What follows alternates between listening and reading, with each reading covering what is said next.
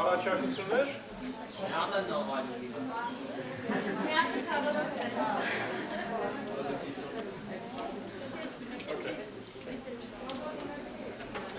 Okay, ready? Da, da, da, da. Okay.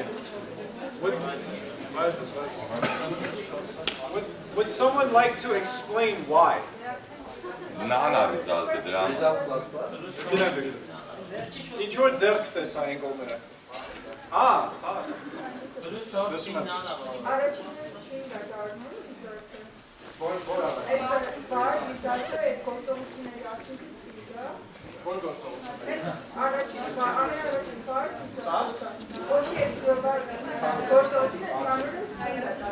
Հանրը string է տալիս։ Լավ է, լսում եմ։ Չէ։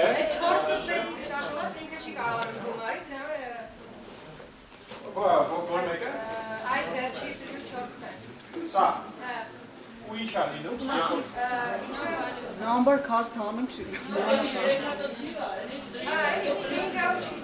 Բայց string չի։ Ինքը իրականում փորձում է սա cast-անը տալիս է։ Իսկ նենը մի հատ հետարքիր ու կեղտոտ հատկություն ունի։ Հենց նենը մտավի equation-ի մեջ ամբողջը դարձնում է նեն։ Բայց նենի type-ը ինչ է։ Number. Not a number, a type of number. Okay, so you end up with nan here.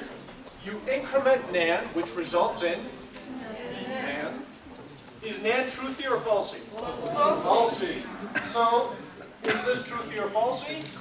Falsy. We come here, we print this. Okay. Questions about this example? Did anyone not understand that? It's clear? John, this one. Sağ? Sağ içeri hası? İçeri neydi? Orada ben de yapıp plus operator stringy kop da dedim. Muse komis bançıga, այսինքն concatenation չի, չէ՞։ Ինքը հազարի դեր ունի, չէ՞։ Որից մեկը, եթե այն կողմից բան չունի, այս կողմից string ունի, ինքը փորձում է դարձնել type cast-անը։ Այսինքն ինքը սա փորձում է cast-անը կամ դարձնել type, բայց բնականաբար չի կարող։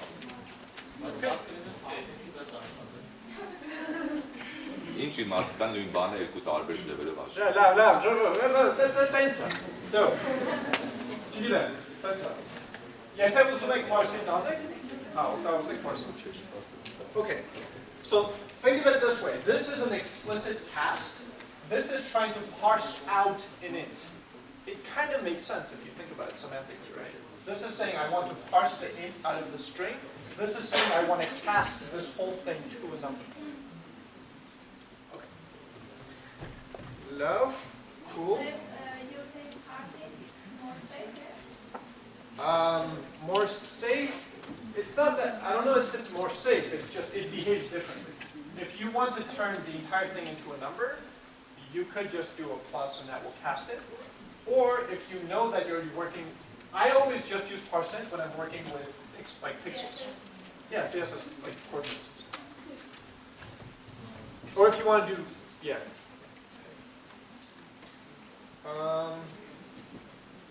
Okay, how about this one?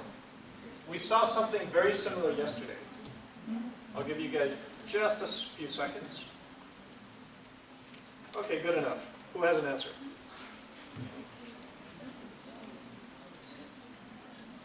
If you have an answer, raise your hand.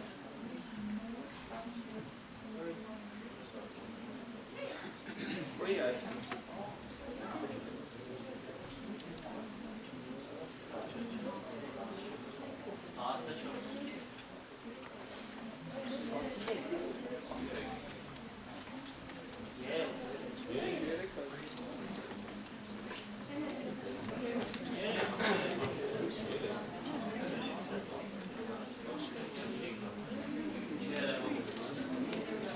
Yereka.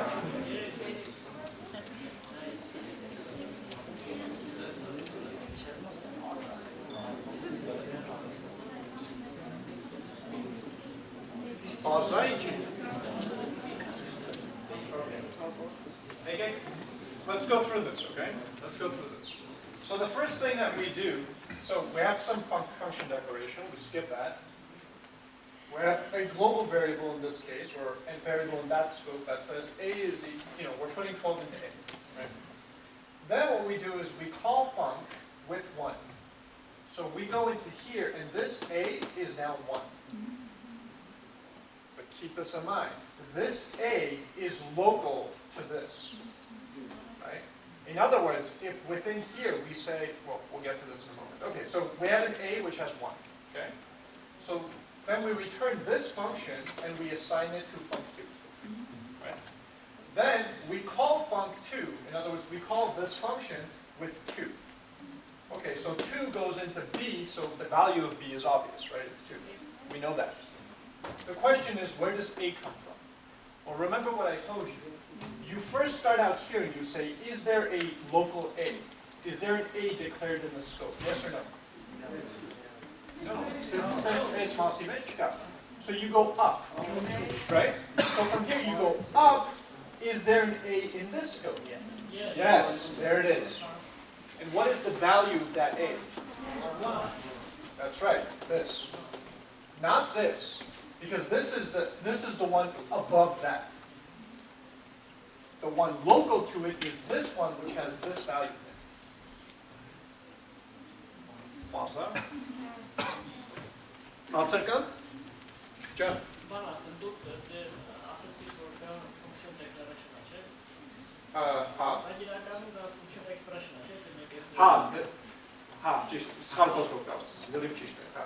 Function expression.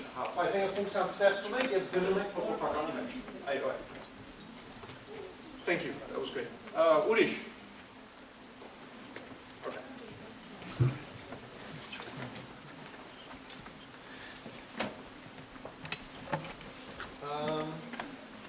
Okay. How about this one?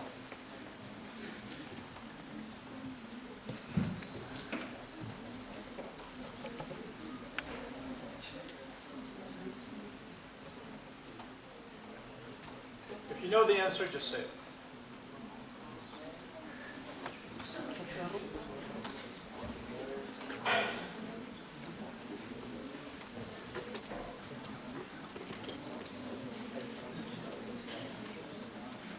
Exception.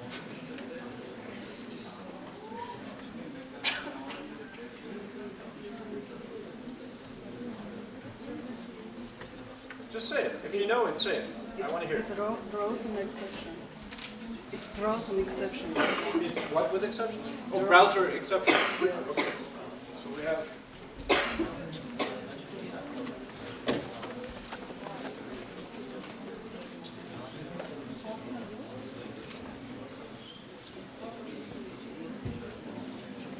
Okay. Okay, fair enough. We have an error. What else?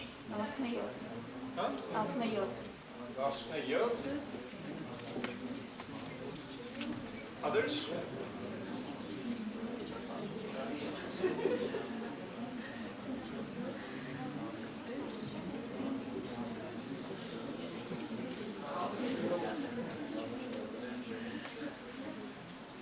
Not too strict.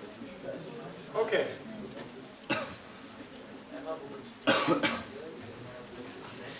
So let's go through this. Okay.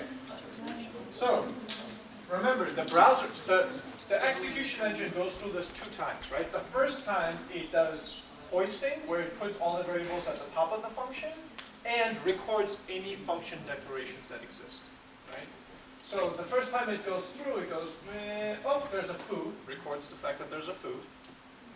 Keeps going, oh, takes this declaration, puts it at the top, blah, blah, blah. Okay, good. That's the first run.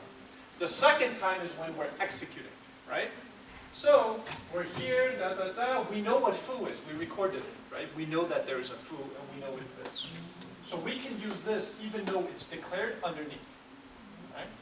Because it's a declaration, not an expression, right, sir? All right. Okay, so we call foo with a 3. So now we're in here, and so the value of z is 3. Yes? Okay. So we're in here, and we have z as 3, and then we set a to 2. Okay? And then what we do is we create a function. It's just a function that it's an expression. It's an expression that we put into B, and then we return B. Okay? In other words, we're returning this function. That's all this is. Right? Okay, so we return this function, and that is returned and put into B. Then what we do is we call D with 8. In other words, this, I know how to get about it. The variable names match, but it's actually a separate variable. So this D represents this assignment, but this D is a different variable, which just happens to be called D as a local variable here. And the value of this D is this 8 that gets passed into here. Right? Okay, so D is 8, okay? So now we have to figure out all this stuff. So let's begin. We have to figure out A. Do we have A in the scope? No. Zoop. Do we have A in this scope? 2. So here we have 2. Alright, so 2 plus. We have to figure out what C is. Do I have C in this scope? Yes, sir. We don't. Do I have C in this scope? No, we don't. Do I have C in that scope?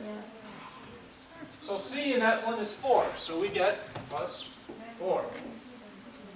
We have to figure out D. Do I have D in this scope? Yes, there it is, and the value is the 8 that I passed in. Then we look at Z. Do I have Z in this scope? No. Do I have Z in that scope? No. Do I have Z in that scope? Չենյատ ներքե։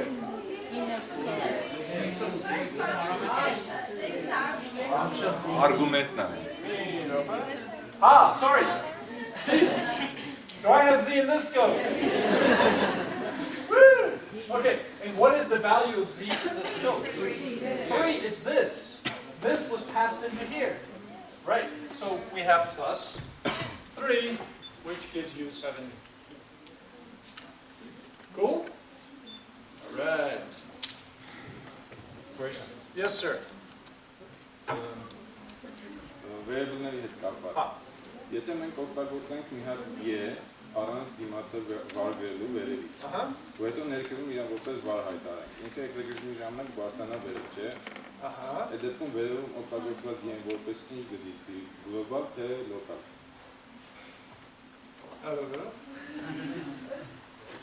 Այս շատ հետաքրքիր է, եկեք փորձենք։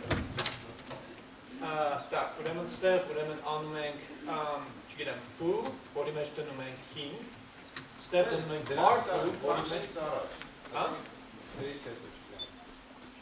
Այս կաշկա, okay, step դնում ենք, չգիտեմ, 10, այս կարող ենք դնենք ամենավերջում, ենթադրենք, step, տարբերություն չկա։ Հիմա ինձ հետաքրքիր է, եթե ես alert անեմ, window.foo կա,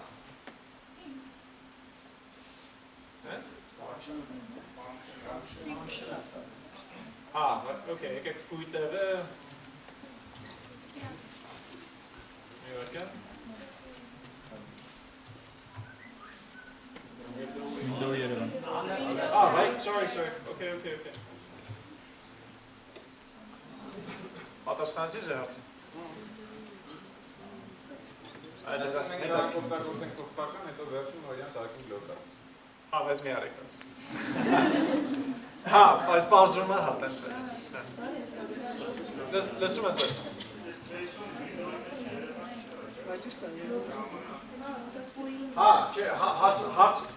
Հարցը կրկնեմ, երևի բարձ չէ։ Ուրեմն իր հարցը հետևյալն է։ Եթե դուք սենց բան եք անում, սա քանի որ վար չկա դիմաց, ինքը գլոբալ է, չէ՞ դա։ Այսինքն եթե գլոբալ է, ինքը պետք է որ window-ին կապած լինի։ Բայց հարցը հետևյալն էր ու շատ հետաքրքիր էր, ասում եմ, ասենք թե սենց արեցի, բայց հետո local scope-ի մեջ մենք ստեղծեցինք մի փոփոխական նույն անունով։ Hoisting-ը նշանակում է, որ սա պետք է վերցնի ու դնի վերևը։ Այսինքն այս declaration-ը ինքը կդնի step, սա արդեն global չի լինի։ Այսինքն սա սրան դարձնում է արդեն local։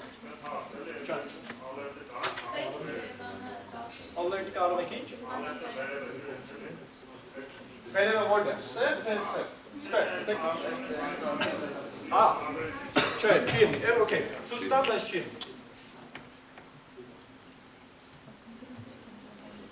Really undefined. Asem inchi. Okay, so the first time that it passes through, it will hoist this up to the top, right? It will take this and put it at the top. So what happens is this. You end up with copy that, delete that. Oh, connect, meet open. Okay.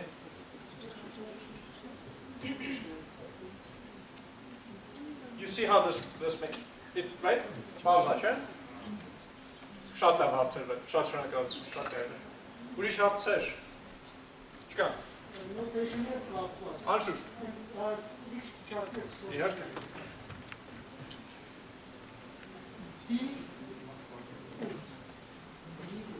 Սա։ Այո։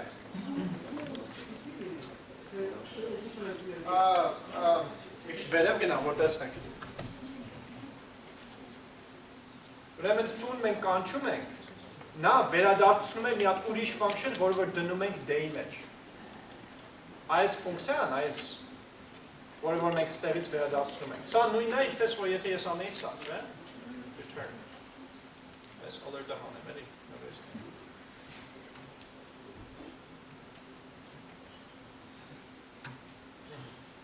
Երևաններ հանենք։ Սա է արդեն պետք չի։ Նույն բանն է, չէ՞ ստացվում։ Այսինքն մենք ունենք մի հատ ֆունկցիա, որը որ վերադասում է մի հատ ուրիշ ֆունկցիա։ Այդ վերադարձած ֆունկցիան մենք դնում ենք day-ի մեջ։ Եվ հետո day-ին կանչում ենք, քանի որ իր մեջ ֆունկցիա է, արդեն կարող ենք կանչենք իրեն, որպեսզի ստանանք հաջորդ պատասխան։ Այդ ահավես է, functional programming։ Ֆունկցիան արժեք է։ Ինքը օբյեկտ է, իրական։ Ու նույնպես ինչպես որ ես կարող եմ անեմ, չգիտեմ, var, zoo, հավասար չէ, բայց դրա մեջ դնում եմ object, վերագրում եմ, հա, object, նույնպես կարող եմ իր մեջ վերագրեմ ֆունկցիա։ Function։ Երկուսն էլ կարելի է։ Պարզ է։ Ուրիշ հարցեր։ Չկա, okay, շարունակեցինք։ Okay, so just to, no, not this one. Okay, this one. Just to review very quickly, okay? I know some of you guys may have not been here yesterday, or maybe you missed this. Very quick review of how prototypal inheritance works in JavaScript, okay? Very quickly, this won't take long, and then we'll dive into all the other stuff that we want to talk about. So the way prototypal inheritance works in JavaScript is this. Objects inherit from other objects. There are no classes, okay? So what you have is you have an object that has a reference, a proto-reference to its prototype, to that other object, okay, to another object. And what happens is when it's looking for a value, it first checks in itself, do I have this value? If it does, yay. If it doesn't, it goes to its neighbor and says, do you have that value? And the neighbor goes, yes, I do, or I don't, and asks its neighbor to get the value. That is prototypal inheritance. It's actually very simple. So in this example, we have three objects, right? So we have an object that has a member first name that references Baruch, another one that has a member last name that references Sevak, and then another one that has a function, a getName function, which then does this. Now again, I'll review what this is more, but all this means is the context. In other words, the object to which this function belongs. Which object does this function belong to? That one, right? So this means that, right? Okay, so we're saying, you there, we want you to give me a first name. Do you have it? But obj3 does not have a first name. And so, forget this stuff for a moment. This would just give you undefined, right? And then there's last name later, don't worry. There's also a last name request, which also gives you undefined. So the question is, how can this inherit some of these other values in order to make it not undefined? How do you do this? So what you can do is make a proto-reference, this link that I mentioned. So how do you make this pointer, this reference? How do you do that? Well, this is a bad way of doing it, but it's a simple way, and I'm using it just to explain to you how it can be done. And then we'll look at the correct way of doing it, which is a more complicated way. So here's what we do. We do opt2, so that's this guy, and say proto referencing obj1. In other words, obj2 will have a reference to obj1, and then obj3 will have a proto-reference to obj2. In other words, this will then have a reference to that. Okay, so now it's simple. If I say this.firstName, it first checks, do I have a first name?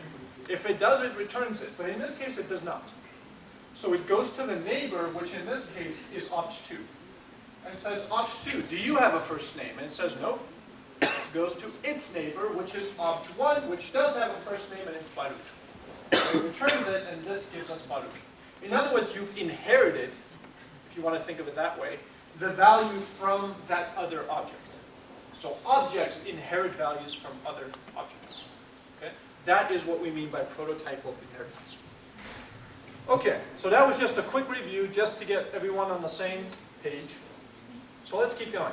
So I mentioned to you that using that underscore, underscore, proto, underscore, John.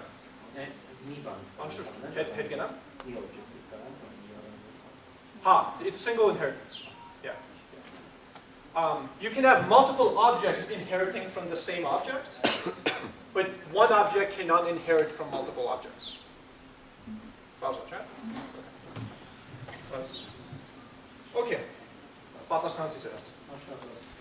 Okay, so how do you do this the right way? So I mentioned that this is very much a private attribute, right? That's why it's got all those underscore. By the way, generally in JavaScript, if you see underscore, it generally means private system, like don't touch it. That usually is what it means. Okay, so, okay, a quick review of functions. So let's get rid of all this stuff and let's focus on something very simple. We studied what a function is. Okay, a function is very simple. You can declare it in a few different ways. But let's say A is a function, which does console.log hi. Okay, and I can call this function. Easy, right? Here's the trick. Any function can be used to construct an object. And this is where things get interesting. All you have to do is put a new in front of it, and it will give you an object. I'll prove it to you. Console.log object. Wow. Okay. So, we can use functions as function constructors. In other words, as the things that will build or construct objects. Okay? And in order to do that, all we have to do is put new in front of it, and a function will convert into a constructor. Okay? Okay. Anyone have a question about this? This seems fairly straightforward, right? I think. Okay. If you understand this, let's go back to this example. So here I have a function, right? Now what I want to do is, now I can use that to create an object, right? This we saw before. So the question is, but how can I tell the function constructor to, when it constructs an object, have that object have a proto-reference to something in specific? In other words, here's what I mean. Here I tell the function, just so you know, the prototype is going to be this object here. What this means is that when I do new func, the object that it constructs will have a proto-reference to this object here. Okay, this is where people get a little confused, but it's actually very, very simple. I have a function. If I call new, it will construct an object and return that. That's easy, right? Okay. So the question is, how can I have this function construct an object that already has a proto-reference to something else? Because remember, I don't have access to the underscore underscore proto. That's private, right? I'm not supposed to touch it. So how do I make that link? The way I make that link is I tell the function constructor, when you construct an object, have that object underneath, have that proto pointer to this. And the way I tell it is by saying your function prototype is this. This takes a little bit of getting used to.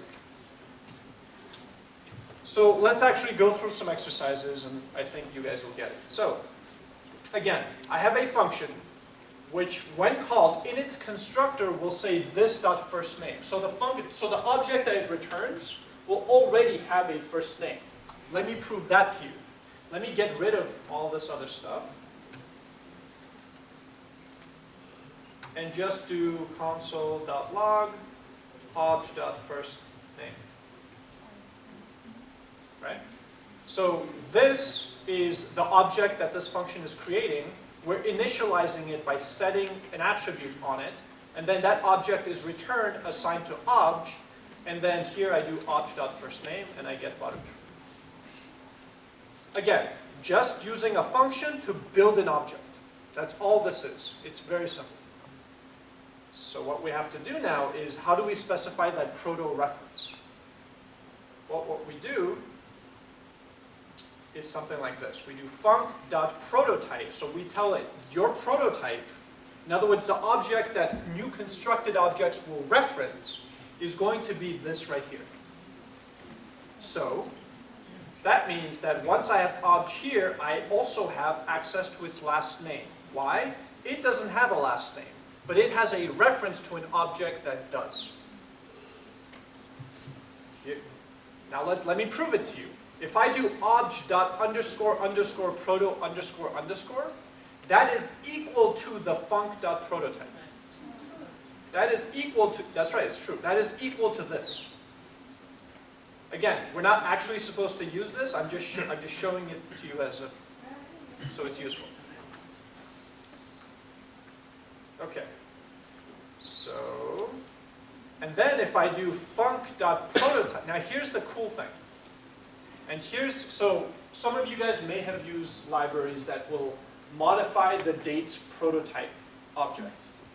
And what you do is when you pull in this library, it will modify that prototype to maybe add some formatting features. And suddenly, every date that you have, everywhere, wherever you created a date, automatically, magically has that function. You can do .format or .whatever. And you wonder, how does this happen? Well, what happens is every one of those date objects is constructed by using new date, right? It's using the date constructor to make an object. So if you modify the prototype of date, you are now changing the thing that you're referencing. So now everyone references that and inherits that function. Okay. I feel like I'm losing you, so let's... No, it's simple. It's like the butterfly effect. Okay. Yeah, it is. No, you're right. You're absolutely right. It is. Yes. If all you think that's simple, that's simple. Okay, cool.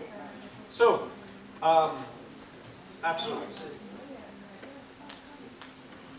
So here's what I'm demonstrating here, guys. Look. So I have this function. I say its prototype is going to be this object. When I call it with a new, it builds an object that has a proto-reference back to this object. But then what I can do is I can say func.prototype. That gives me this object, right? Yes? Then what I do is I attach hello, which references a function. Okay? So what that means is that now I can call obj hello. It doesn't have a hello, but its proto-reference is referencing an object that does. And that is returned and that is printed. We'll go through some exercises on this because I feel like some of you are like, eh? Okay.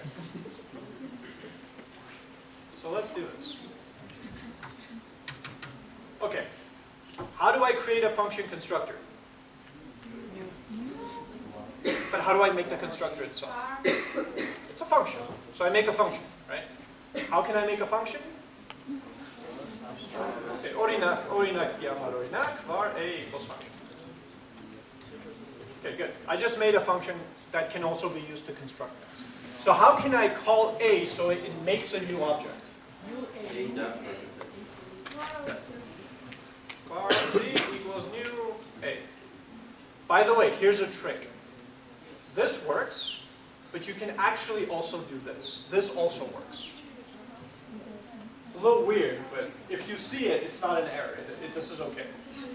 Okay. It's a small thing. Okay, so, but let's keep this more standard and let's do this. The reason why, typically the reason why you would want this is if you want to pass arguments to the constructor. Right? Okay. So now, what's inside of B? An object. An object that was created by the constructor A, right? Okay, so now now suppose I have another object here, var P, which has some property foo, which has yay inside. What I need to do, I want this B to inherit, in other words, to have a proto-reference back to this. In the old code, in the bad code, in the illegal code, what I could do is do b dot underscore underscore proto underscore and then reference P. Remember this? This would make that link. But remember, I told you this is very much a private system variable. Don't touch it, right? So how do we do it then? So the way we do this is we don't do that, but instead we tell this constructor to do it for us. And we say constructor jump. We always say jump. A.prototype equals P. So what this is saying is prototype function jump. When you create an object, have that object's proto-reference point at P. That's it. This is everything I'm trying to explain. It's that simple, okay?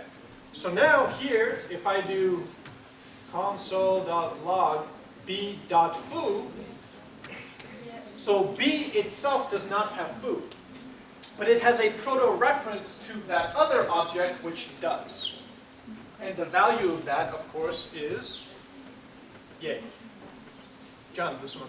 Մենք կարող ենք արկ այդ պրոտոտայպը վերագրած P իջացնենք I-ից հետո։ Հա։ Ու այդ կաշխատի։ Ո՞վ, մի րոպե։ Չգիտեմ, եկեք փորձենք։ Անցած օրինակից կաշխատի։ Եկեք փորձենք։ Ես ենթադրում եմ, որ չէ, բայց well, it's just a guess. Չէ։ Իսկ անցած օրինակում գրած է որ բեկ կարա։ Չէ, այդ ուրիշ է։ Okay, հա, նայ։ Անցած օրինակը մի քիչ ուրիշ է։ Անցած օրինակում մենք կոնկրետ գնում ենք այդ ստեղծած օբյեկտի վրա, ու ասում ենք քո հղումը սա է։ Պրոբլեմ չկա, չէ՞, ցանկացած չէ, չէ ֆունկցիոն է։ Ես բեկ գնա։ Track։ Այս օրինակը։ Չէ։ Լավ, brief փոխել եմ, ուղղակի, փոխել եմ։ Այս մասը ես կոպի անեմ։ Այս այդ օրինակը, որի մասին խոսում եմ։ Okay, stack։ Սրան է դեպք երևի։ Բայց այս ուրիշ է, այս prototype-ը չի փոխում։ Սա կպցնում է հլոտ prototype-ին։ Ինքը չի փոխում, հղումը prototype-ի չի փոխում, ստեջան։ Ստեղ prototype-ին, այս object-ին, այս object-ը, չէ prototype-ը։ Այդ object get hello հավասար է function։ Okay։ John, this one. Եթե օգտագործում ենք func.prototype, նշանակում է ինքը property է, չէ՞։ I see a member. This prototype. Ներսում։ Հղումը ներսում տան։ This prototype հավասար է չգիտեմ։ Constructor image, հա։ Hence.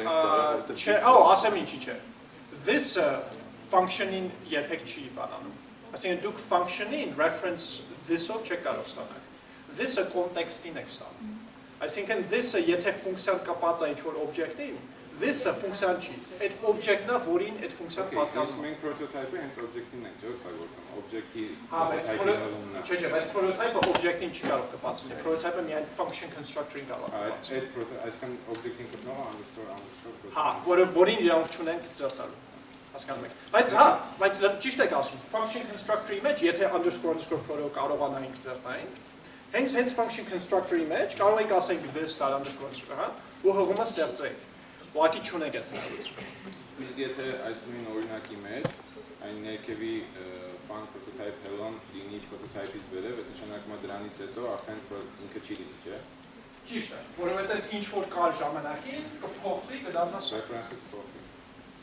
Perfect. Լավ ամեն։ Ուրիշ։ So, ակնհայտ է ամեն ինչ։ Ամեն ինչ բաց։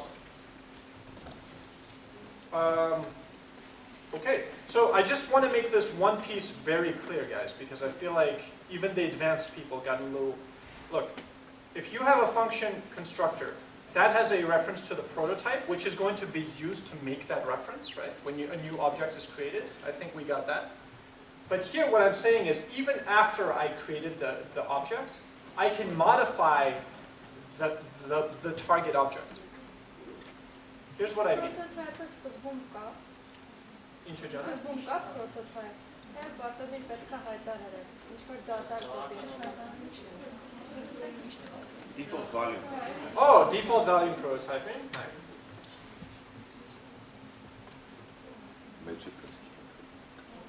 Object. Որով կա, բայց մենք կարող ենք դա փոխել։ Կամ կարող ենք ուղղակի, ասենք, իրան փոխենք։ Բայց դա վտանգավոր է, բայց հա, հենց օբյեկտին է պատկանում, այսինքն կա։ Պատասխանեցի ձեր հարցին։ Prototype-ը պարտադիր պիտի օբյեկտ լինի, թե կարող է ինչ-որ ելի function cancel։ Չէ, constructor չի, այսինքն function constructor նշանակում է function։ Function-ը մի րոպե, function-ը object է, նենց որ ես ենթադրում եմ, որ կարելի է, բայց եկեք փորձենք, եկեք ինչ չվստահենք։ Եկեք անենք var fff, հա, function,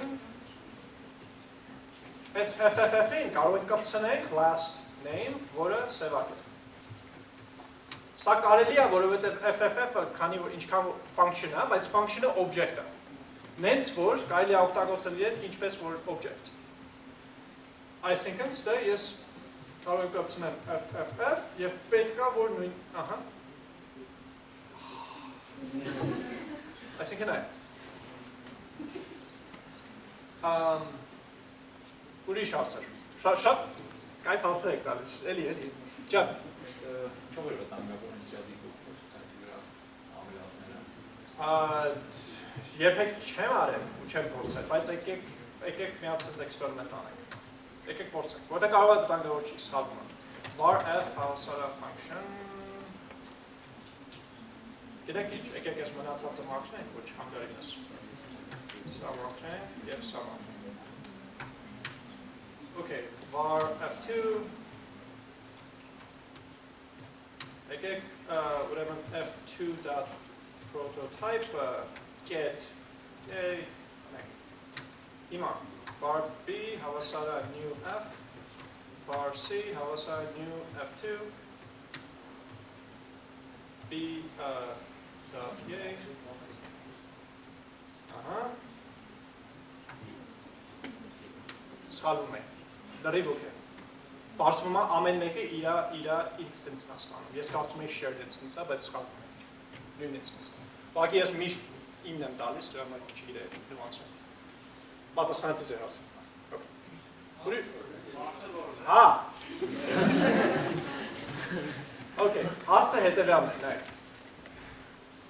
Ինչպես տեսնում եք, ես node prototype չեմ ստեղծում, այսինքն ես օգտագործում եմ իր տեղի default prototype-ը։ Default prototype-ը object-ը։ Հիմա այն ինչ որ ես հաստատ չգիտեի, թե այդ հղումը, այդ prototype հղումը, բոլոր prototype default prototype-ներից հղումը նույն object-ի, թե ամեն մեկը առանձին ունի իր default node object-ը, իրարից անջատված։ Հարցը միայն դրանում էր։ Ու պարզվեց, որ ամեն մեկը ունի իրանը, այսինքն եթե մեկին փոխեք, ուրիշին effect չի տա։ Տեսնում եք։ Բայց կարճ է, որ համել այդ ամեն մի ֆունկցիայի prototype-ի մեջ constructor property-ներ կա, որ իր վրա հղվում է։ Այսինքն console log անենք f2 prototype.constructor։ Okay։ Ինքը պետք է միշտ տար f2-ս չէ։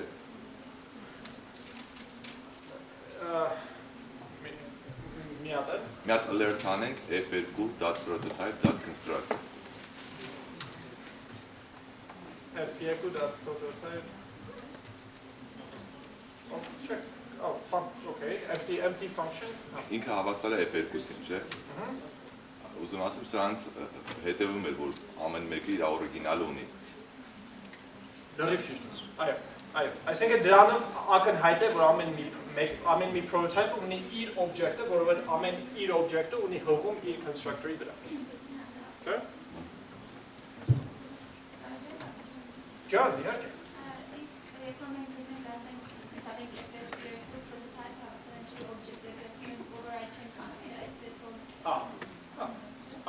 Այսինքն ու մի հատ հարց էր, կարծեմ այս կողմերից տրված, հենց դրանով։ Ինքը ասում է, եթե մենք f.prototype.name տանք անա, չէ՞, հետո անենք f.prototype sense, չէ՞, այդ ժամանակ անա այլևս չի լինի, քանի որ մենք փոխել ենք prototype-ը որը։ Բաժան, չէ՞։ Այս դեպքում պետք է կնստրակտորը այլի ձեռքով տանք, չէ, որ մենք հետո կարողանանք ստուգենք։ Constructor ձեռքով տանք, այդ չի հասկացա։ Այսինքն այս սրա մեջ գրենք constructor property-ին, որը հղվում է f-ի վրա, որ մենք հետո կարողանանք ստուգենք այդ instance-ը։ Հին ստեղծված object-ների Հին համար։ constructor-ը պահենք էլի։ Ես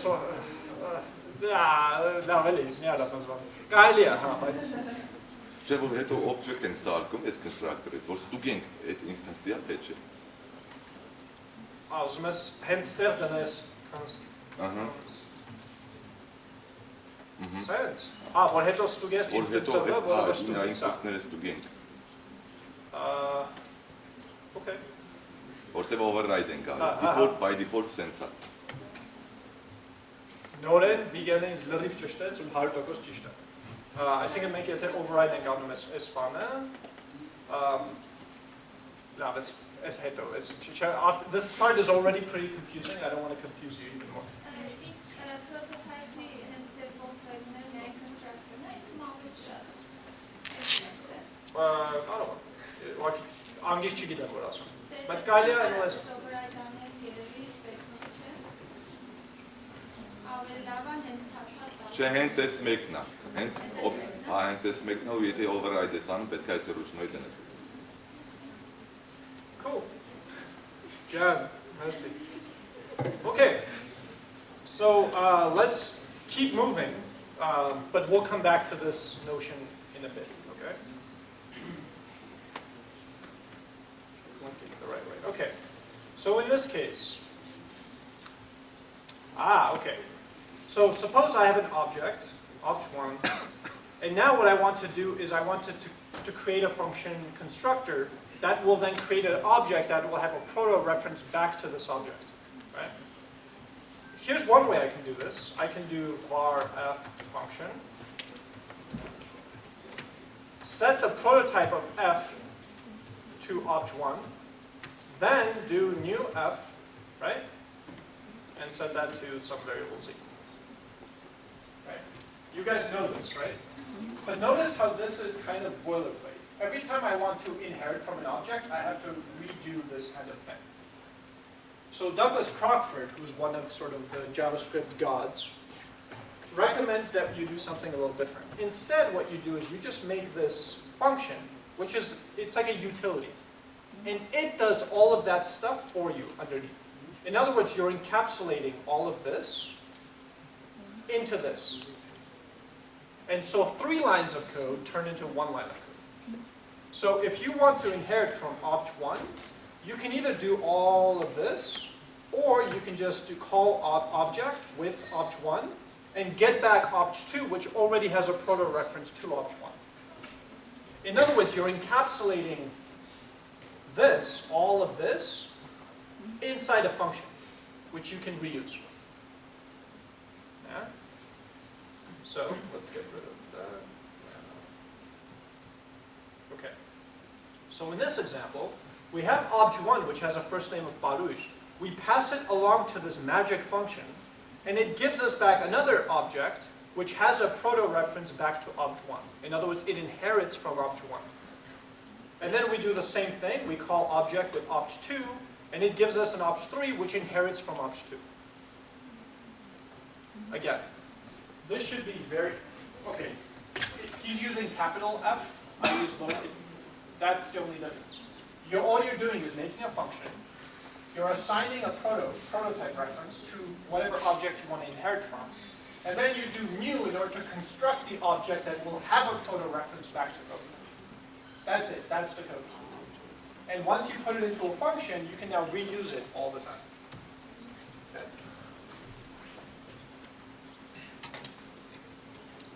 So at this point, this should be fairly obvious to everyone. We inherit from opt1, get an opt2. We inherit from opt2, we get opt3. And then we can obviously set whatever we want on opt2 and 3. And then we get to do something like opt3.getName. And what it will do is it will look at itself. First name, doesn't have it, go to the next object. First name, doesn't have it, go to last object, get Baruch back. Here's a quick thing about inheritance that I think a lot of people get confused about. Suppose for opt3, I set a first name. opt3 dot first name Joe. Oh, well, I did that here. Oh, very good. Okay, so suppose I change opt1 first name to Joe. This time, if I do this dot first name, I have a value. And the value is Joe, right? And so what I get back is Joe Sevak, right? But let me just say one more thing and then I'll get right back to you. So here's where people get confused. So just like you can set an attribute on an object, you can also delete an attribute from an object. Seems fair, right? If you can add something, you should be able to delete it. Right? So the way to delete something is you do delete and then the name, opt3 dot, first name. So what this does is it deletes this value, this member, from this object. So most people, a lot of people that I've seen, will get confused when they print, .object3 dot first name, and they suddenly don't get undefined. What do they get? Baruch. Prototype.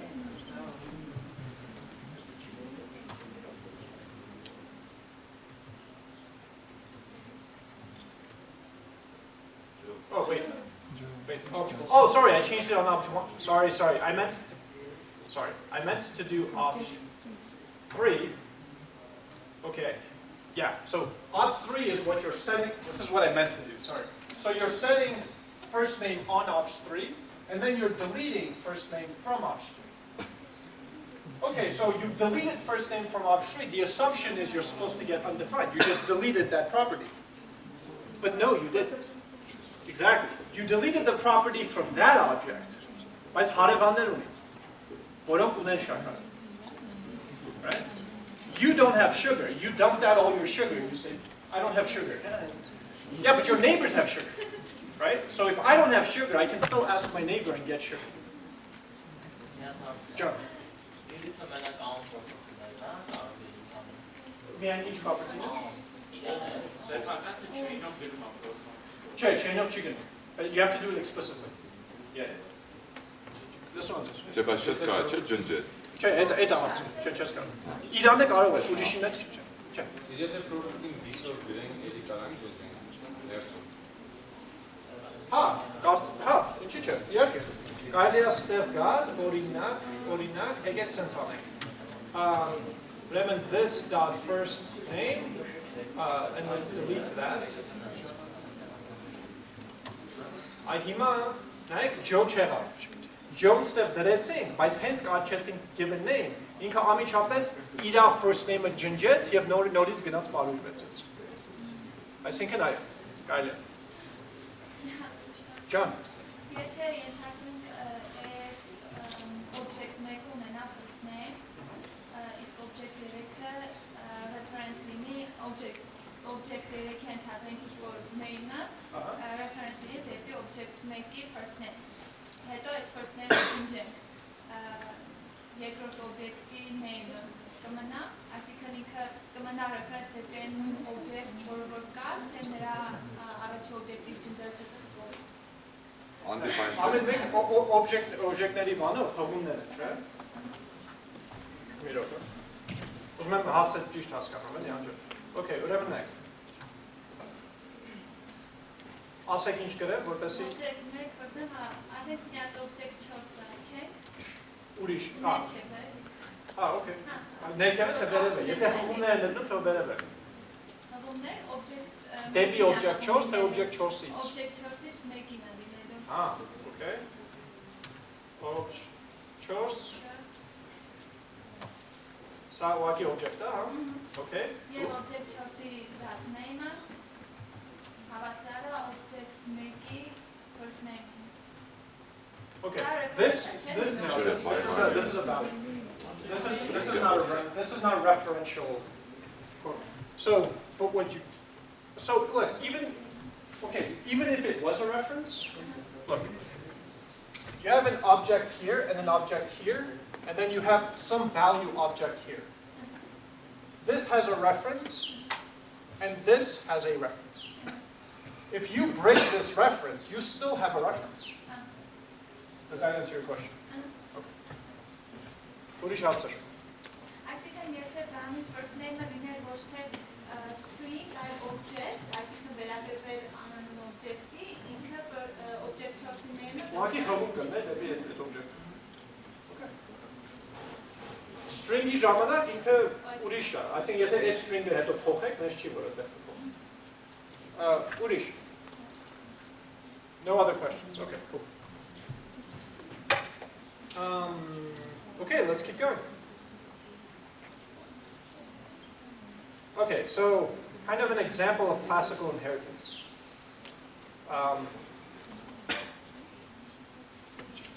Let's go. Okay. So in this case, you guys are familiar with shapes, right? So you have sort of a super class. I hate this example, but because it tries to show you that you can do stuff like Java in JavaScript. But remember, JavaScript is not designed to work like Java. And so trying to get it to work, it's just, I don't like it, but I'll tell you because it's there. Okay? All right, so you have a function that is shape. Okay? And you want to inherit from shape. So you want to get a parallelogram, which is a kind of a more specific shape.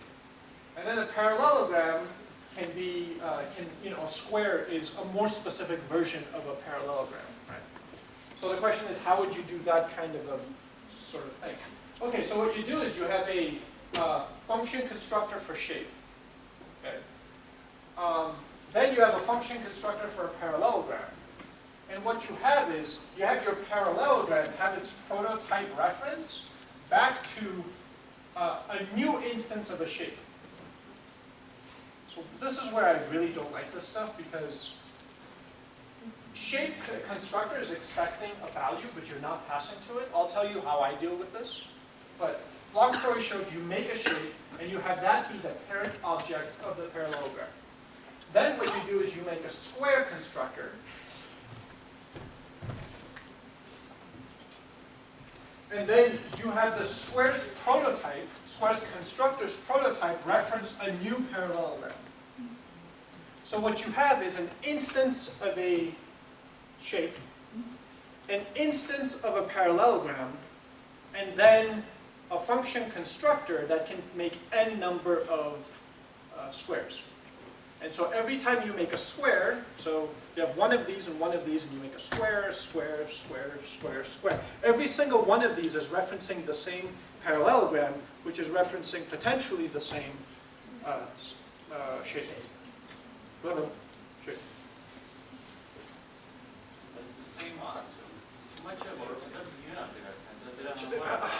Չէ, չէ, նույնը ասան ինչի, նայեք։ Այս prototype-ը հղում է ինչ-որ մի object, չէ։ Այդ object-ը ինչ-որ new shape-ը վերադարձնում է։ Այս բանը կանչվում է մի անգամ։ Այս մեկը կանչվում է մի անգամ։ Այսինքն մենք մի անգամ ստեղծում ենք shape, եւ այդ արժեքը դնում ենք այս parallelogram-ի prototype-ի մեջ։ Ու վերջ։ Ու էլ չենք սարքում։ Հիմա եթե ուզում եք ստանանք այն ինչ որ իրականում Java-ին բացի, ամեն մեկ իրավունքով դիմային արժեից բացի, այդ ինչ որ new shape-ի ֆունկցիայի մեջ ուժի պատասխանել։ Ամեն անգամ որ այս շղթան ստեղծվում է, մենք պետք է նոր prototype ստեղծենք, որպեսզի ամեն մեկը իր կոպին ունենա։ Այսինքն եթե prototype-ը մի հատ ֆունկցիա, որի մենք իրականում return new shape, ստանանք եք։ Եթե prototype-ը լիներ մի ֆունկցիա, ուղղակի prototype-ի հղումը պետք է լինի object։ Ֆունկցիան object-ը։ okay, բայց հետո, բայց պետք է return new shape. yeah. Ինքը որպես function constructor return Չեմ բացատրի։ Okay, love. I mainly put this up to confuse you. Let's skip over it. Look, if you guys understand this and this, that's all I care about. Okay, if you understand this, you will eventually understand that last one. That's all I'm saying. Okay, hang on. Before we get into, wait, I want to cover, where is it? Regex, two-string threads. Okay, so I forgot to put one important slide in here, and I'll just write it up right now. So there is, watch this. This is going to be kind of cool. So remember what this is. This refers to the object to which a function belongs. Right? So if I have a var obj, f function,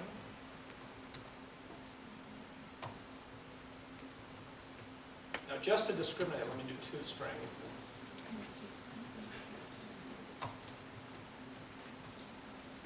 Okay, so now if I do obj get f and I call it, it's going to alert this. What is this? This is the object to which it belongs to, and when I print it, it obviously tries to convert it to a string to print it, right? So it calls the toString and I get a yay. Is this okay so far? Okay, so here's kind of a way to think about it. Whenever you do dot something, that thing belongs to the thing before it. So this belongs to this because there's a dot expression in between. That's one way you can think about it. But we've also seen functions that look like this. Let me get rid of this. Var f function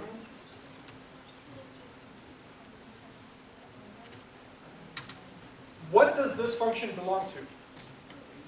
Window. Yeah. Another way to think of it is, if I were to call it, do I use dot notation? Or can I just do this?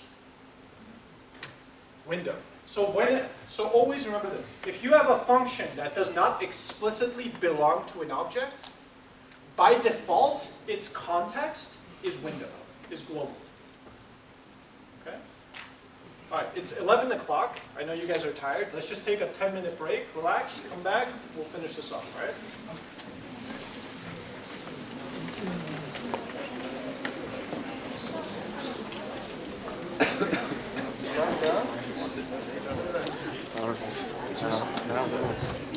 Rouben Meschian. Շատ խառնա, C++ սետը խառնա։ Ինչպես է։ Ագիրը։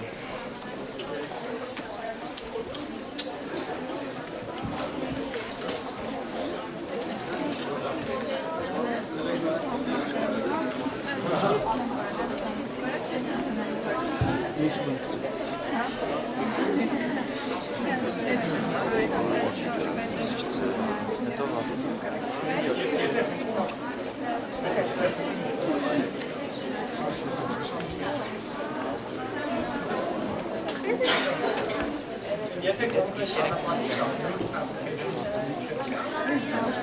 ժամանակ չկա։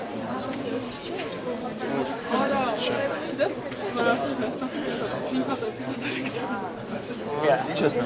Ой, рисовка нравится. Вообще. Обанай. Что?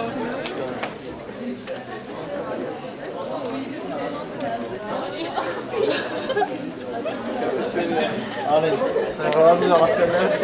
Çok tatlı.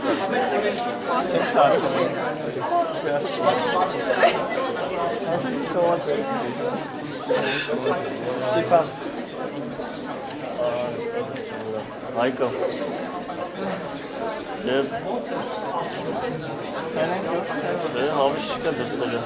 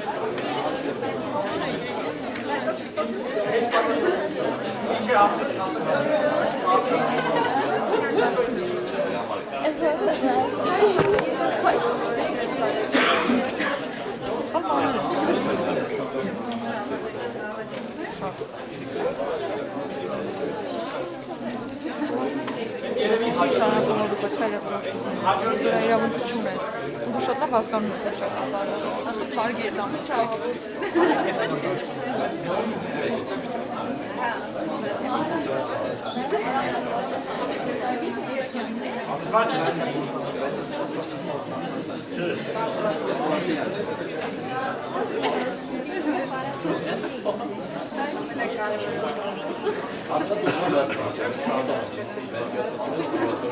Ասում են արդեն սկսել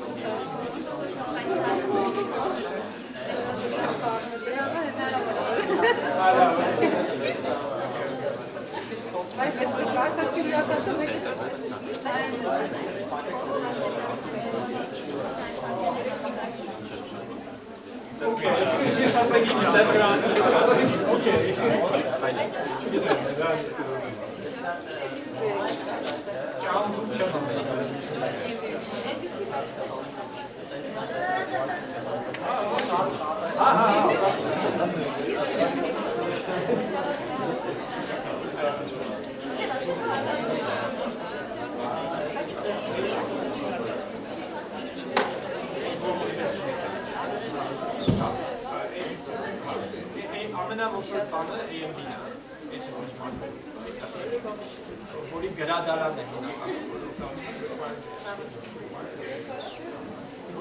որը արդեն աշխատում է սոցիալ դեպատիասում, ասենք նշում եք այն ֆայլերը, որից ինքը երբ որ իրակ սա բերում է, ինքը կարճում է ձեր ֆունկցիային, փոխանցում է ինչ-որ իրակ մեջ կներել է, լոկալ փոխական այսինքն ջիպրետ, ոստե դարվում է գլոբալ, փոխանցում է, դեպիցես, արդեն լոկալ, այս ժամանակ կարող եք տարբեր վերժինների ջենսկել,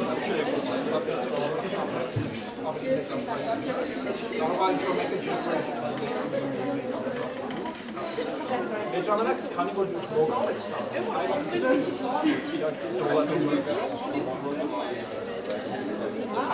նոր էկոսիստեմի մեջ արդեն դնում եք namespace չի, ավելի շատ Java-ի ես Java-ի import ես նման մի պատետներ չեն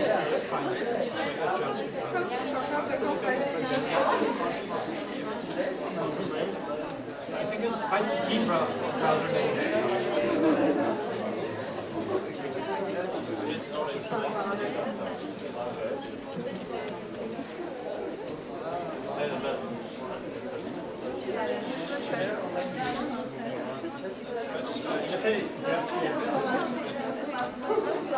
Բայց լինելը քիչ է, պետք է բրաուզերները մոդել։ Չնայած շատ հաճախ իրանք հողում են միջև ստանում։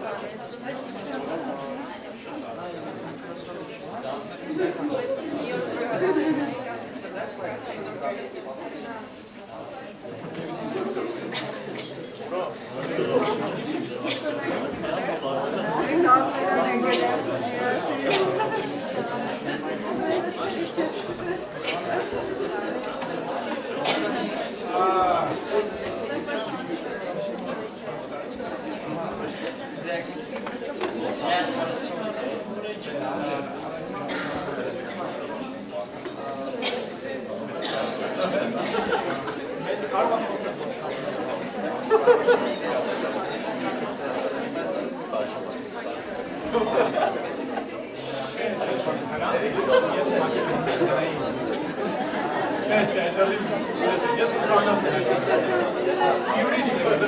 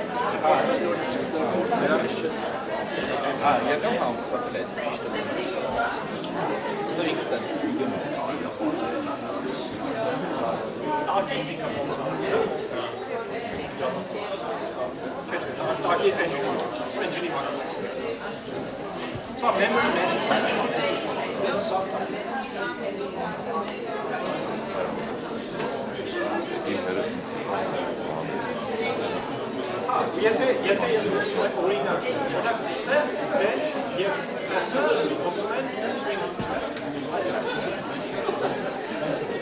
որովհետև ես ոնց կարող եմ ասել substring անեմ, որովհետև ինչ ստեղծելով առաջին քերակը, որի մեջ գտնում են S, այդ սա վերադարձած նոր string, որը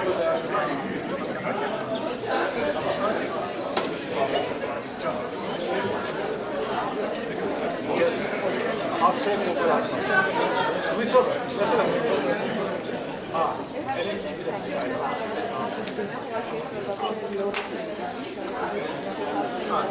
հետո հարց չի։ Համոզված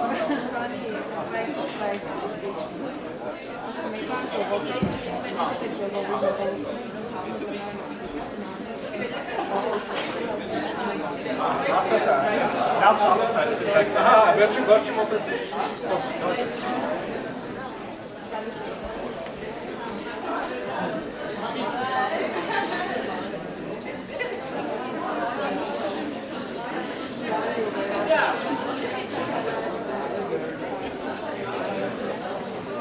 Ժողովուրդ ջան, սկսենք։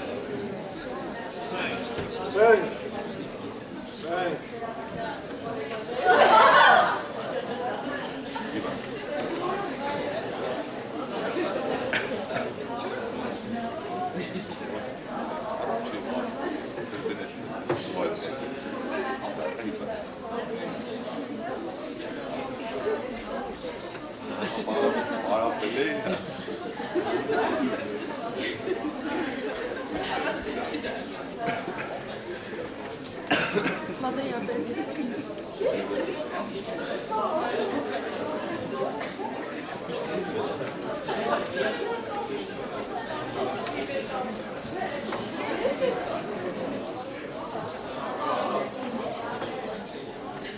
Okay.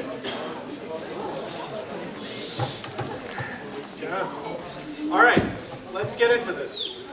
All right, so, guys, so consider this scenario. All right, I have an object that I'm calling A that has two members, name and F. Name references some string, Joe. By the way, everyone can see this, right? Yeah, back there? Good?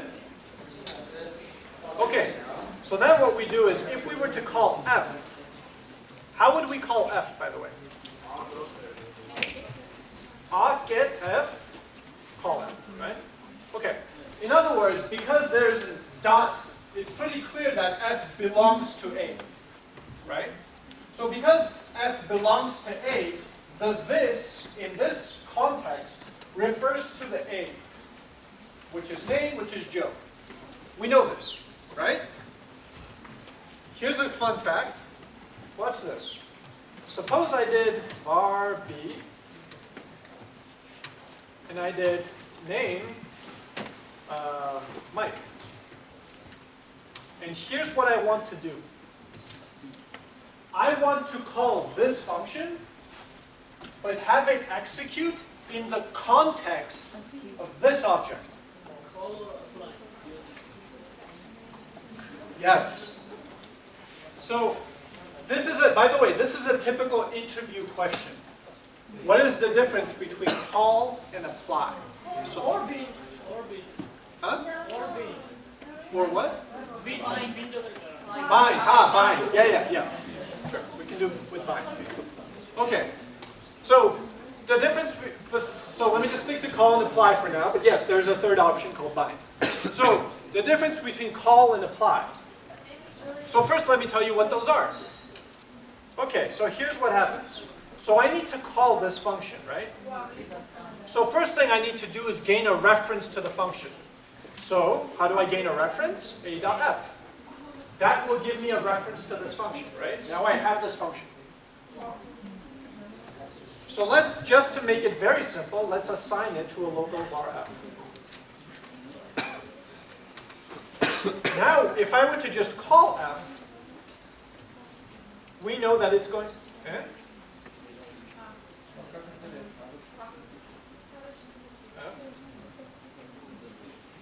Just stay your scope on it.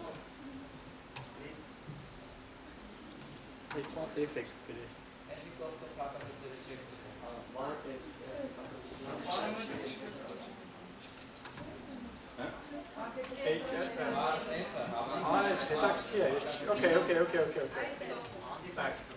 Սա ընդունում ենք, որ սենց է, չէ։ A-ին պատկանող F-ին կանչում ենք։ Okay. Հիմա իմ հարցը հետևյալն է։ A-ին պատկանող F-ին ես ուզում եմ էլի կանչեմ, բայց նենց որ նա աշխատի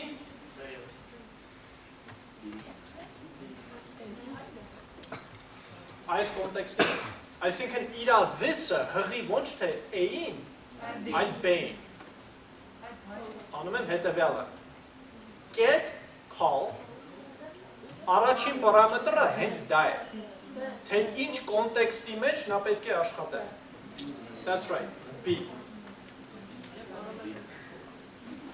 And I get Mike. Okay? So the this now references B, the name of which is Mike, and so I get Mike. Just to make it obvious, if I just did A get F, I get Joe, but if I did A.getF call B, now I get Mike. Okay? So call and apply, by the way, at least at this stage, does exactly the same thing. But there is one minor difference between call and apply, and it's how you pass your parameters. Okay? So suppose this function actually took a variable, like A, and it concatenated that variable there. So in here, I pass in 1. If it's an apply, I have to pass all the arguments in as an array. Yep, as an array. If I do call, so hang on, just to make it obvious, let me do 2 parameters.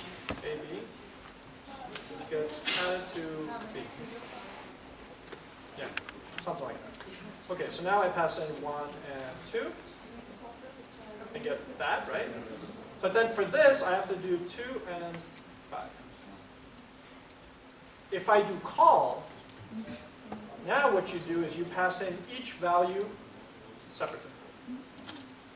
That's the only difference between call and apply. Other than that, they work exactly the same way. So the first parameter in both call and apply gives context. And context dictates this. What is this? Կոդը քիչ աշխատեց։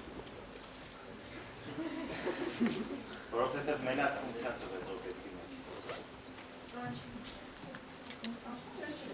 Այդ ու կանչում ենք, չէ՞։ Այդտեղ մենք this-ը կորցրել։ Չգիտեմ։ Բայց բացատրություն թե ինչի, ես չունեմ։ Հա, իրականում հա, երևի դա է խնդիրը, բայց ինչու չգիտեմ, չեմ կարող ասել։ Չէ, նայեք, F-ը հղում է ֆունկցիայի, չէ։ Այդ ֆունկցիայի հղումը ես ընդհանրապես գցում եմ SF-ի մեջ։ Ես F-ը ընդհանրապես կանչում եմ։ Ու բացատրություն ես։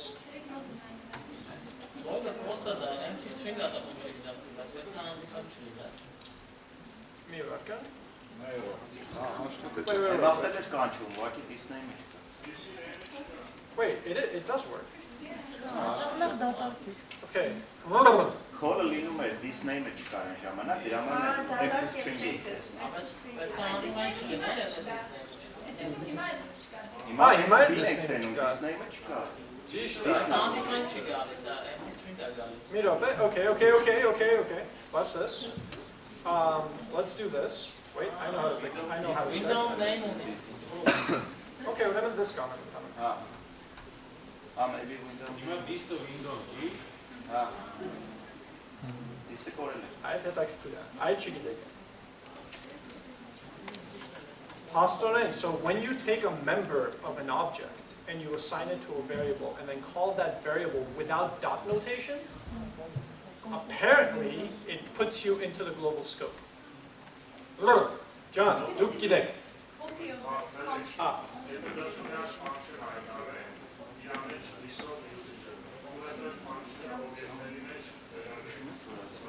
Ու հետո get syntax-ով կանչվի։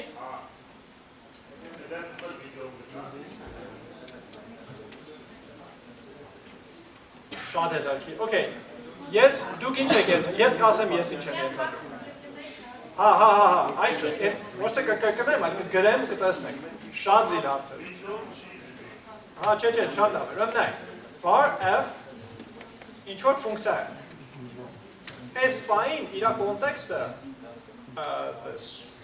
մենք գիտենք, որ կլինի ինչ, window, ինչի, որտև ինքը ոչ մեկին չի պատկանում, չէ։ Հիմա հարցը հետևյալն է, շատ հետևյալ, ասում է հետևյալը, պատկերացրեք, եկեք այս սահմանենք ստերից։ Պատկերացրեք, մենք ունենք մի հատ object,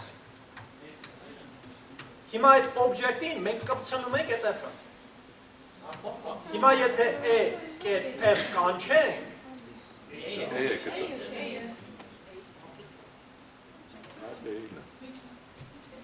իսկ եթե f-ը ուղղակի կանչենք, իհարկե կտանա Ինչպես? Եթե strict mode դումա ինչ չլինի? Եթե function-ի մեջ ունենք strict mode, default value չի աշխատում, չէ, function-ի մեջ։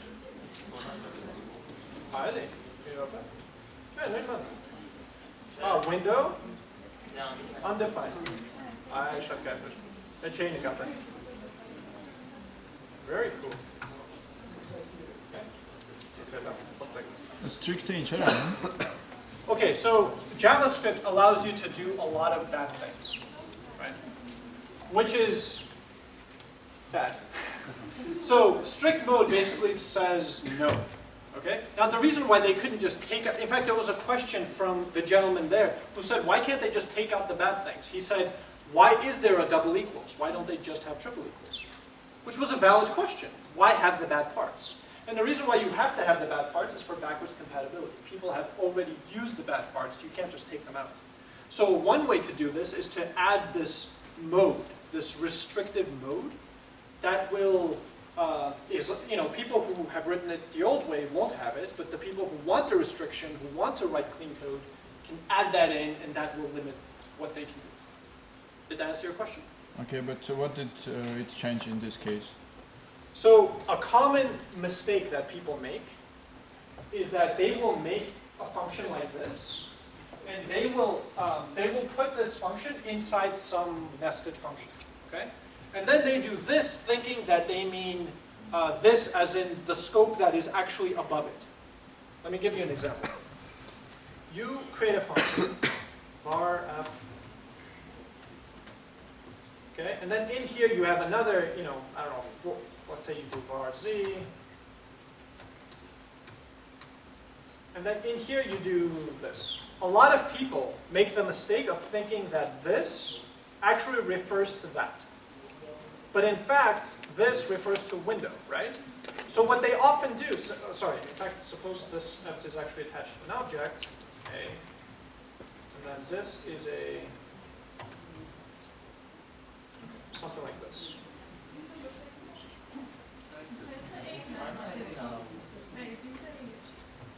This people think is A, that's right, but no. This is the mistake that people make. This is an anonymous, this function does not actually belong to anyone. It's an anonymous function. You don't do something .z, right? You just do z, right? So in that case, this is global. And what people will often do is you have something like, first name, Joe. Yeah, so people will do like this dot first name equals Mike. And what have I done there? I've created a global variable, possibly destroying another global variable by accident, thinking I'm writing here, but in fact I'm writing globally. This is a very bad thing to do. And yeah, so the way they fix this is they said in strict mode, this in a anonymous function is it's not global, it's undefined. So this would actually just throw an error, and then you would debug and understand, oh, okay, and you would not make this mistake. And so, by the way, a simple way to get around something like this is you can just create a variable here like var that equals this, and then in here refer to that. So in this case, so you want this, right? You want this scope.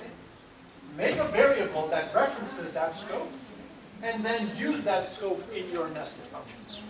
That's the easiest way to do it. Some people call this self.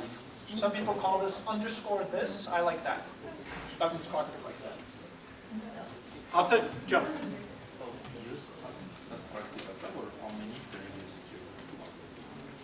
Yes, yeah, I recommend, yeah, if you're writing new code, in fact, even if you're writing any code, actually, in JavaScript, I highly recommend you use strict mode. Yeah, I think you should. And there, now, use strict mode will just be ignored in older browsers, but because you're usually testing with Chrome or Firefox, it will validate and make sure that you do it right. And then once you do it right in Chrome, it will hopefully work better in older browsers. By the way, how many people here use Knockout? Knockout, it's a library. If you don't know it, don't worry, but I'm just curious. Okay, a few people. All right. So when we get into Angular, I'm actually going to make it. So I don't know why I jumped into this, but just very quickly. Angular and Knockout are very different, right? Angular is a framework, Knockout is a library. Knockout just does data binding. Angular does lots of things, routing, directives, dependency injection, blah, blah, blah. But an interesting point, remember how I told you not to use with? Yeah. That's how Knockout works. It uses with. Isn't that interesting? So the way Knockout, we'll look at Knockout expressions just out of curiosity, because why not, right? The way it works is you're referencing attributes of your model, which is just an object, but you don't do this. You just reference it by name.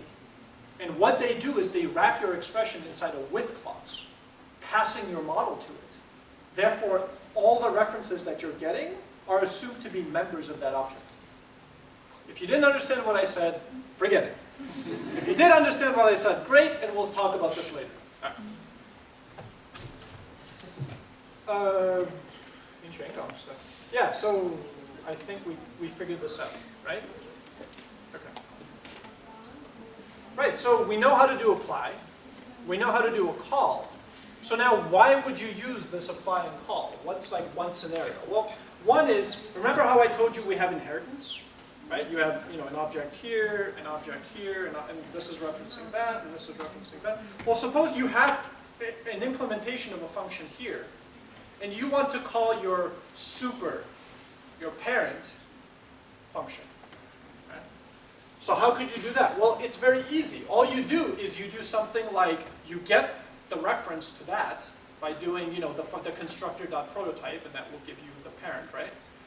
And then you get the reference to the function, and then you do call or apply, but as in the first argument you pass in this. So what you're saying is you're a separate object, but I want to call your function, but I want that function to execute in my context. Execute as if you're me. Bob's Think of classical inheritance, right? Think of Java, think of C#. When you call, I don't know if you have super in C#, but whatever, when you call the parent's function, something like that, right?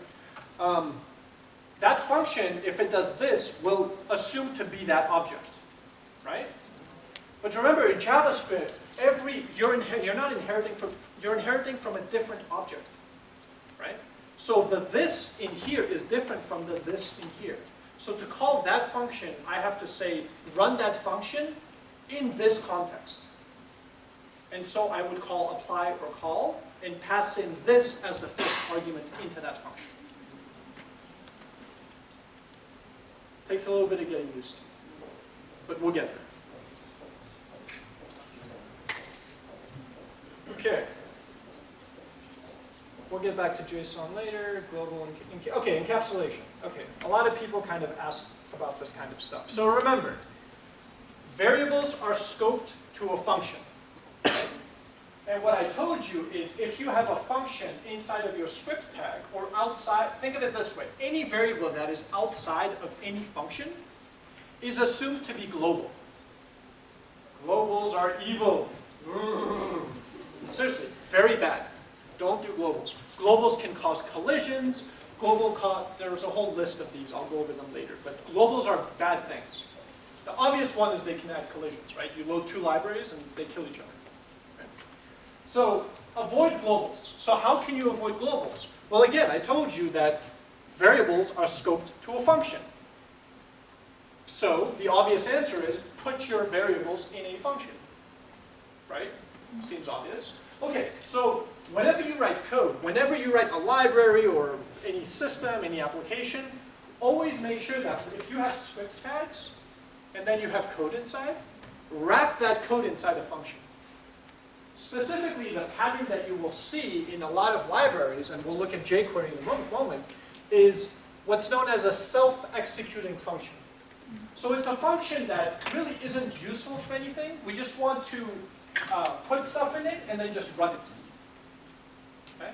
So here I have a function. It doesn't even have a name because I'm not going to reference it. I just needed to encapsulate, to include the variables inside so they don't leak into the global space. So I have this function, and then I call the function. That's it. It's a self-execute. It's a function that executes itself. Self-executing function, and it's an anonymous function, but that doesn't matter. So now the code that I put in here will no longer leak into the global space unless I explicitly do something like this, window dot whatever, which is what jQuery does, by the way. It puts all of its stuff encapsulated, and then it does window.jQuery, and then it actually does window.$ equals, and then the reference to the actual jQuery function. We'll look at this in a moment.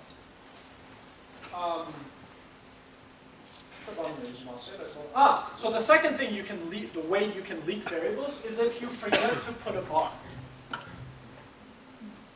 Right? Now this is assumed to be global. So be careful about that. Always put var. Or use strict mode. Yeah. In fact, always just use strict mode, I guess is the easiest solution. Okay, so let's look at jQuery. Jesus. Okay, so right off the bat, look at what we see at the beginning. What is this? It's exactly what we just saw. If we scroll down, it's a self-executing function. But there's one, oh, can you guys see this? Hang on, sorry, one second.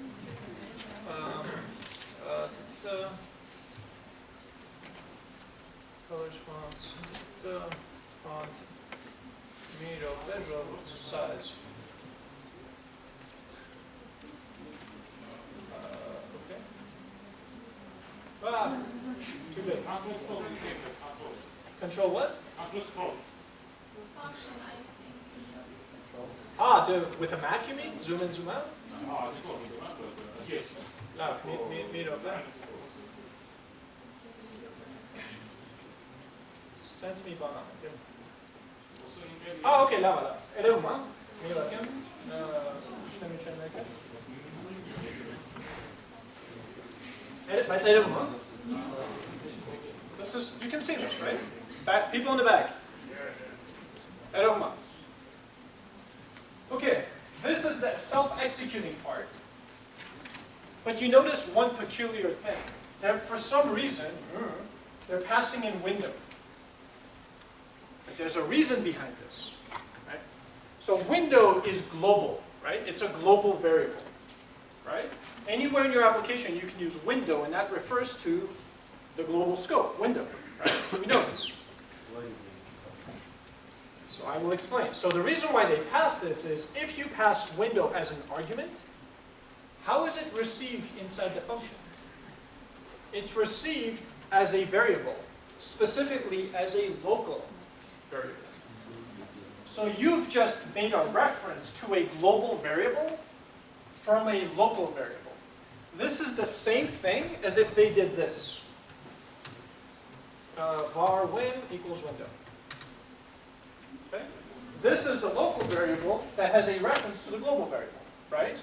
So instead of doing this, which has an extra var in space, they just decided to pass it directly into it. So now this is local. Why did they do this and to avoid the global variable? Well, first, it's always nicer to keep things locally. But the second obvious reason is compression. So one of the biggest things, so most of you guys are probably going to write JavaScript in the browser. Some of you may do server-side, but for the most part, it's the browser. That's my guess. And if you're writing applications in the browser, the size of the payload that is getting shipped across the wire matters. You want to keep it as small as possible. So there are compression tools that will actually turn a variable called window into a. Right? Exactly. So the rule is that compression mechanism is not allowed to modify global variables. Why? Because what happens if you load a library that wants to read that global variable, but it's changed? Oops, you can't do that. That's illegal. But you can modify local variables because they're only used locally by definition. Right? Yeah. So undefined. Think about it. If I just do var z, what's the value of that? Undefined, right? If I do var b, what's the value of that? If b, is that true or false? True. Undefined is equal to undefined. That's the same thing as that, right? Okay, so instead of writing undefined, I can just use b or z. In this case, specifically, I'm using whatever that is. And what do you think that is? Well, let's go back and see what was passed in. Nothing was passed in. And what is nothing in Java? Undefined.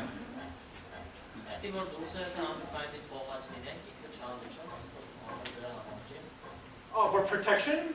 Okay, so I've never tried to override undefined. My assumption, can you do that? Some browsers, I imagine, would not let you. Maybe some browsers are stupid and they do. I'll show that. Yeah, okay, yeah, so use strict mode, avoid stupidity. Don't override global things, or things that do not belong to you, because you will ruin your whole application. So yeah, so that's a great reasoning. So one is to protect yourself from getting destroyed in a global scope, and the second is for compression. Simple enough. We talked about isArray, right? How do we check if something is an array? Let's see how jQuery does it. IsArray.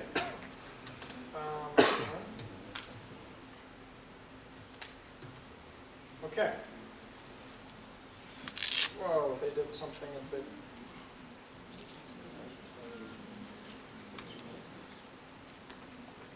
What? I see isArray. This has, wait, this is isArray line. Oh, sorry, yeah, I was going to say, where is isArray? Just goes on.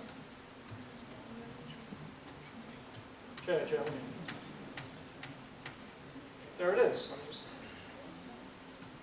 Okay, there it is. That type. They changed the stuff a little bit.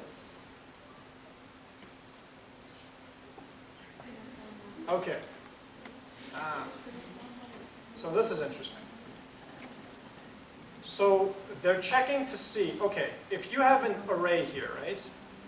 The type of array is object. Do you guys remember this? I said this is why it's a little difficult to understand if something is an array. Now, in the new browsers, you have an isArray function that's attached to the array constructor. You can do this. You can do array.isArray, and then pass in foo, and then it will tell you if foo is an array or not, right? But that's in the newer browsers. What do we do with the older ones? So here's what jQuery proposes. Well, jQuery proposes you use jQuery and call isArray. But what do they do? So what they do is this. They check to see if type of object, if it's a type of object, which it is, because an array is an object. So if that or that, then go into this. Run that. Okay, this is a little bit of a, but you guys will get it. Okay. So it's saying if this or this, now we know this is true, right? So this is true. If that is true, question, so that means we go into this expression here. Root by this is array, no? IsArray կանչում է type ասում։ Okay.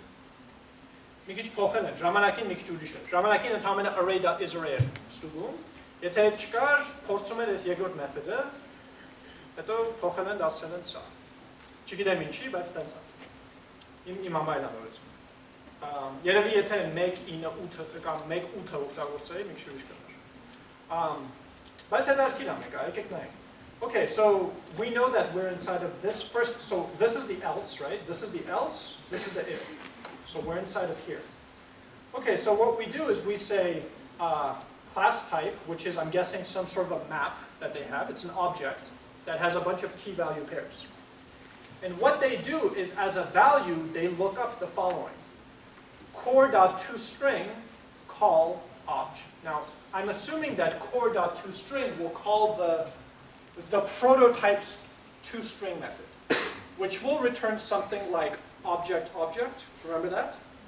That second thing inside of that is the name of the constructor. So if you were constructed by an array constructor, object array. So if you get object array, let's look at what this thing looks like.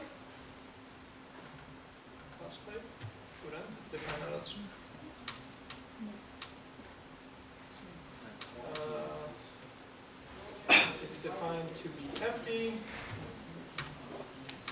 Okay, I don't know where this stuff is, but here we go.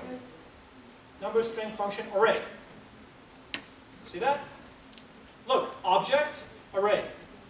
Ayo. Right. jQuery.each, it's just an iterator. It's iterating over every single one of these strings.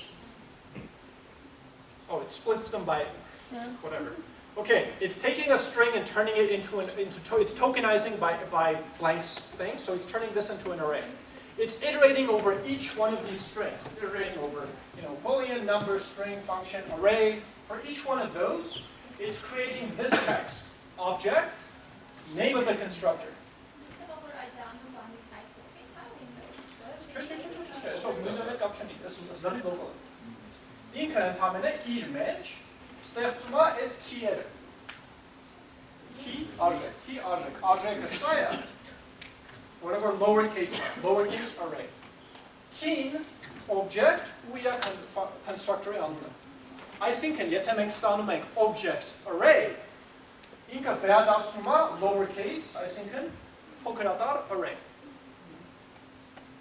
Պատկերացրեցիք։ Այսինքն, is array-ը սա է Now, prototype toString ականջում ստանում է object array, lookup անում այս object-ի մեջ ստանում է head lowercase array, ստուգում է դա ինչ է, ըստ դրան որոշում է array-ը թե չէ։ toString-ը փչացրած Բայց ինքը prototype-ին ականջում, դուք չեք կարող։ Ոնց։ Եթե բանին է, subsystem-ին է ջարդեք։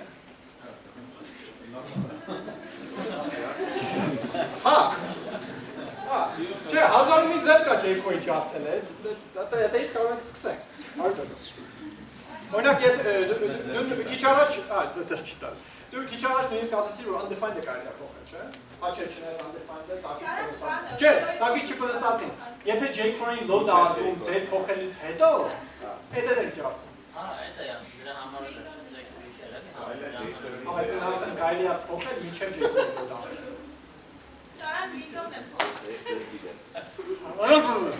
You strict. You save yourselves. Okay.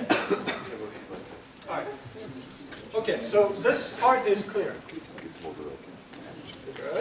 Good. Encapsulation negative. I'll show them eval. Eval is very simple. I will tell you what it is and then tell you. I will tell you what eval is and then tell you not to use it. Well, only use it if you really know what you're doing. All eval is it's access to the compiler, basically, right? So you can take any JavaScript string and just give it to eval and it will execute it. Right? That's powerful, I think. I mean, that gives you, look, you have inner HTML in the DOM. That means you have access to the DOM parser. You can take any HTML, give it to the inner HTML, and it will automatically parse it, turn it into actual tree structure, and add it to the DOM. And with that, you can actually change your HTML. In JavaScript, you have that power. You can take any JavaScript string, pass it to eval, and it will execute it. Right? So in the browser, this is kind of cool. We have power. But with greater power comes greater responsibility. And one of the things you have to be very careful about is what you eval. Because you're executing the code that is given to you. And if you're not sure about what that code does, you can get into some serious trouble. An example of this is commonly in the inner HTML case. So people get some string and then they pass it to inner HTML and go, magic, it just converted my string into HTML. Okay. Where did that string come from? My database. Okay. How did it get into your database? Think about that. Did it get into your database because someone filled out a form? Oops. What if that person who filled out the form put in script tags and put in really bad stuff in there? So be very careful about what you execute. Okay, really know what's there. Now, John.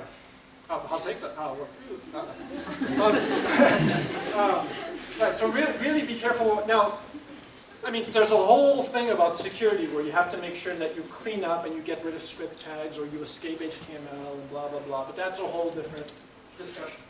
Long story short, be careful about what you execute in the browser. That's it.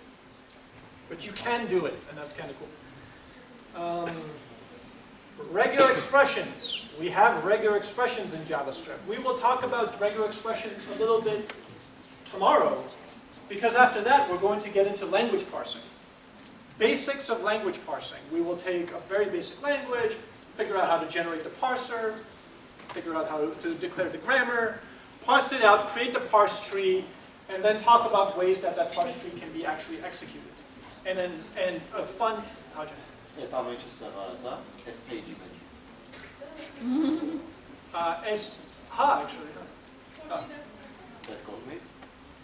Ինչ նկատում։ Դուք եք արել այս page-ը։ Այս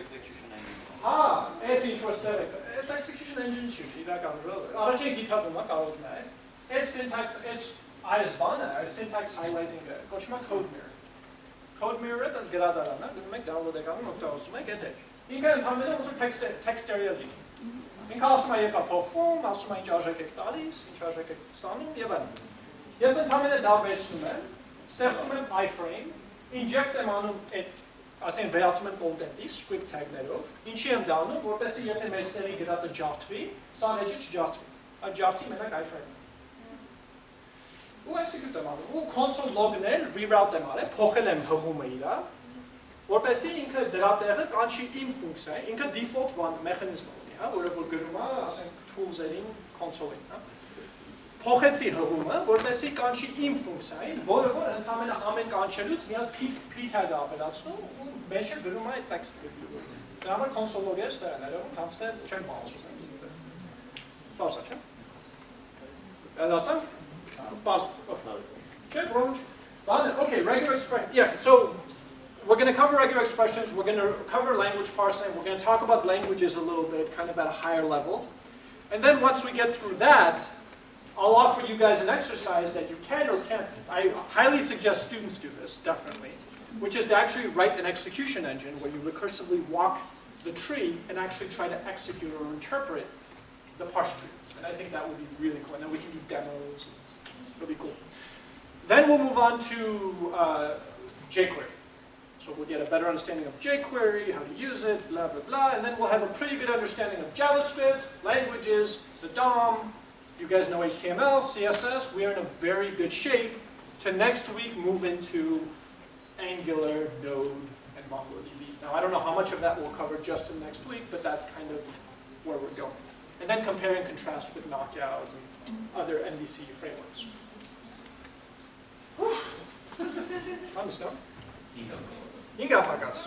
Okay, we have regular expressions. So there are two ways to declare a regular expression in JavaScript. You can either use the long syntax by doing new regex, specify your string. This is your actual expression.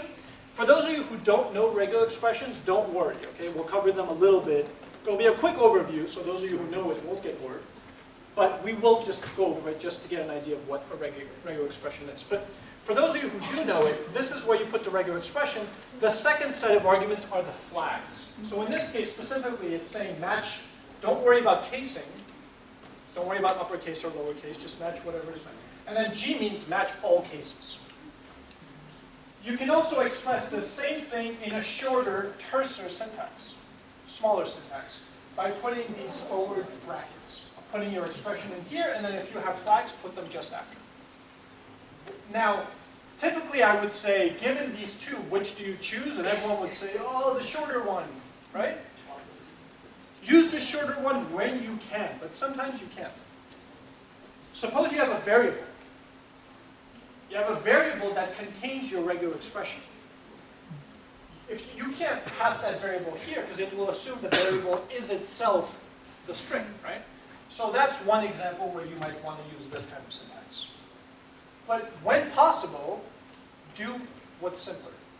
Okay, so try this. If you can't do this, then do this. And then using it, well, you can use, once you have a regular expression, you can use it in all kinds of different ways. So take a look at the API for strings. So strings have many methods that can take, like index up, that can take a regular expression or match. There's, I think, find. There are all these different, that will basically, for a string, give you what matches or give you what matches at what index. There are all kinds of methods, okay? And you guys can read them on your own. You know, I don't need them. So once you understand how to make a regular expression, using it is very easy. Just read the docs, you'll get it. Okay? So tomorrow we'll finish up. There's a few basic things remaining in JavaScript. We'll finish that up, getting to languages, and if we can finish that, jump into jQuery. John. Why is the C in brackets? Which brackets, John? Oh, for this one? Yeah. You see it? Do you see it? Oh, doesn't it just replace the ABC by nice? Oh, you're talking about the actual execution? What Yeah. happens? It replaces, hang on, the weather is ABC. Yeah, that is what happens. Yes.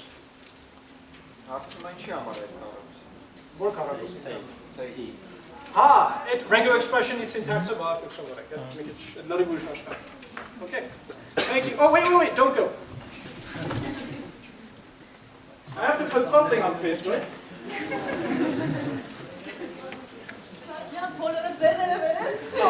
Bani renk alsın Javut. Meg, yegu ye. Bani! Can. Yes, kapçu ne? Okay. Şart şuna kalsın. Bağda jamı talsın.